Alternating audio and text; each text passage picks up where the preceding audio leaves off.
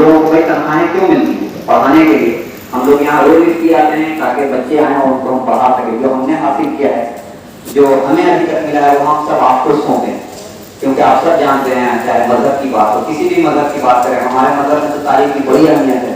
یہاں تک کہا جاتا ہے کہ تعلیم حاصل کرنا ہو, آپ کو اگر چین بھی جانا پڑے تو آپ جائیں. ہے نا, حضرت محمد صلی اللہ علیہ وسلم کا قول ہے کہ دنیا میں سب سے بڑا سخی یا دانا وہ ہے جس نے کچھ حاصل کیا, کوئی تعلیم حاصل کیا اور اس علم کو دوسروں تک پہنچایا.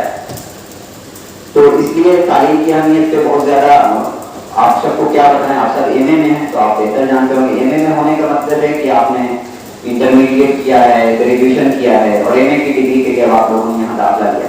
اور ایم اے کی ڈگری بہت بڑی ڈگری ہوتی ہے, بلکہ یوں کہا جائے کہ ہائیسٹ ڈگری ہوتی ہے. اس کے بعد پھر ریسرچ کا مرحلہ آتا ہے.